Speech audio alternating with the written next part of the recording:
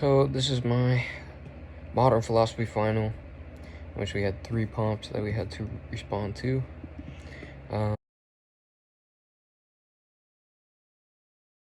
So the first prompt was to compare and contrast the moral theory or virtue theory of Spinoza with that of Hume.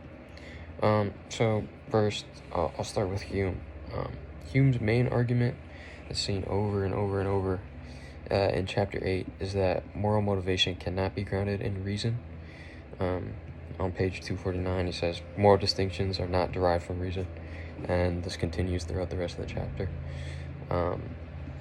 There's a couple times where he states that morals can excite passions, which leads to action or non-action. And so the way that I took this is, even when we think that we are acting based on reason,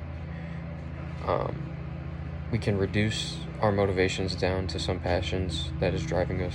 So, for instance, desire. An example I can think of is when we're trying to act like Jesus or Christ-like, and just, with agape or trying to help people. Yes, you could be acting on reason partly, right, for the reason of agape, but there's also the underlying desire to be more like Jesus. So I think that's pretty much his view on virtue.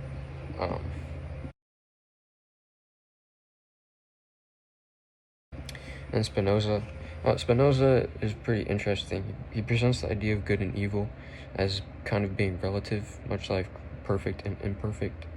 So he kind of states that these words are just words, and we're the ones that give meaning behind them. So I guess he goes more in depth with perfect and imperfect. It's more like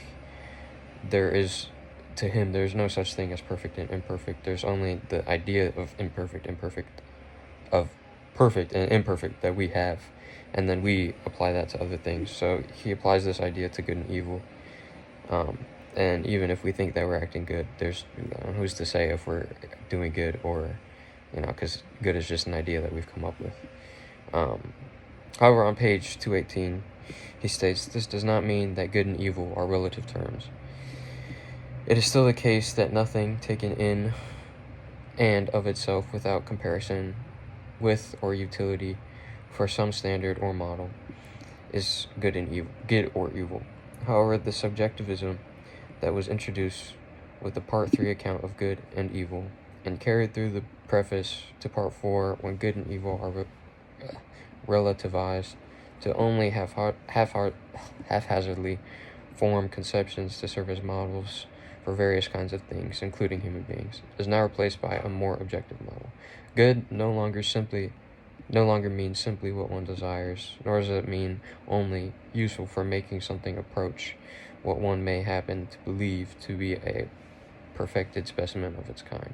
Rather, now it means useful for making a human being closer to what is truly a more perfected specimen of humanity. So I think it says this in the reading, but Spinoza's virtues are strongly related to Stoic ideas. And this is perceiving and preserving oneself is kind of the highest form of virtue for Spinoza, which kind of seems to me a little bit like egoism. But then there's also the idea that he presents of the not virtuous person is allowing themselves to be moved by other things outside of their control. So this is where kind of the Stoic ideas kick in of, well, if something's out of your control, then there's no reason to be moved by it because you can't control that. The only things that we can control are ourselves. And I think the idea that he's trying to get at is when you have power over your mind, you are acting automatically virtuously.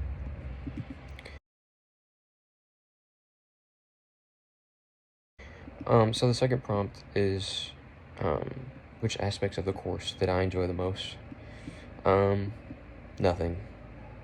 Now, I think the most enjoyable part of this course was finding the motivation to care about past philosophers.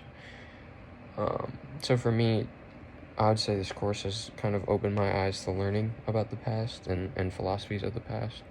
An example that I can think of is, it's not someone that we studied in this course, but Marcus Aurelius and other Stoic philosophers. I think as the semester progressed, I kind of had the motivation to look into it and try and understand their ideas, and I think I could apply this, and I did apply this to things like Spinoza or Hume, where maybe it's not so much the applicability to life, but there's the analysis of their ideas and their philosophies. And previous to this course, I had never really had the desire to, look at or try and understand previous philosophies, even though I knew that they could be applicable to my life. So, last semester in ancient and medieval, yeah, I would read and, do the work, but there was really no motivation beyond that. I think that's what this course has done for me.